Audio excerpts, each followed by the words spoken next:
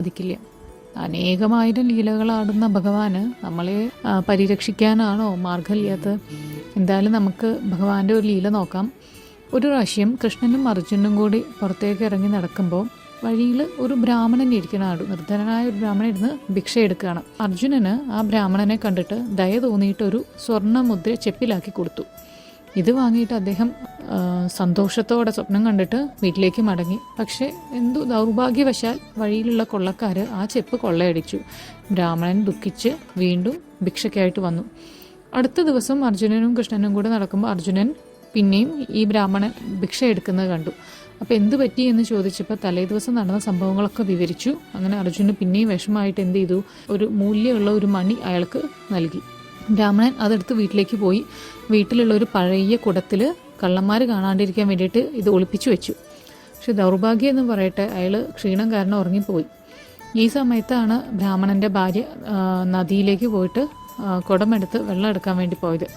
പക്ഷെ ആ വഴിയിൽ വെച്ചിട്ട് ആ കുടം പൊട്ടിപ്പോയി. അങ്ങനെ അവർ തിരിച്ചു വന്നിട്ട് ഈ മണി ഒളിപ്പിച്ചു വെച്ച ആ പഴയ കുടവും കൊണ്ട് നദിയിലേക്ക് പോയി വെള്ളം എടുക്കാൻ വേണ്ടിയിട്ട്.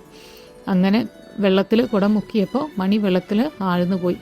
ഈ വിവരം അറിഞ്ഞ ബ്രാഹ്മണൻ തൻ്റെ ദൗർഭാഗ്യം ആലോചിച്ച് വീണ്ടും വിഷമിച്ച് പിറ്റേ ദിവസം മുതൽ ഭിക്ഷയ്ക്കായിട്ട് ഇറങ്ങി.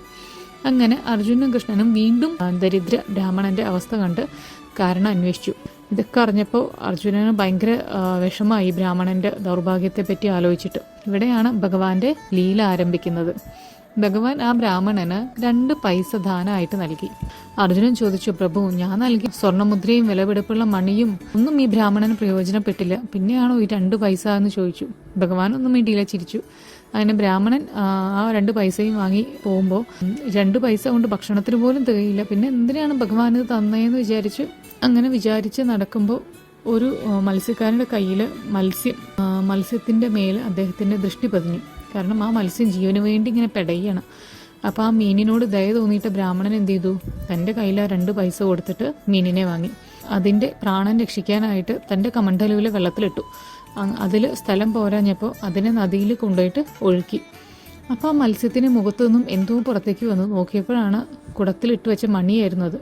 ബ്രാഹ്മണൻ സന്തോഷിച്ച് കിട്ടിപ്പോയി എന്ന് ഉറക്കെ പറഞ്ഞു. ആ സമയം ഭാഗ്യവശാൽ തൻ്റെ സ്വർണ്ണമുദ്ര കൊള്ളയടിച്ച കള്ളനും അവിടെ ഒളിച്ചിരിക്കേണ്ടായിരുന്നു.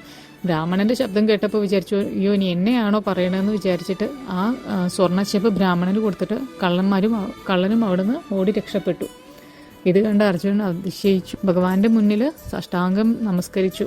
ഭഗവാനെ ഇതെന്ത് ലീലയാണെന്ന് ചോദിച്ചു.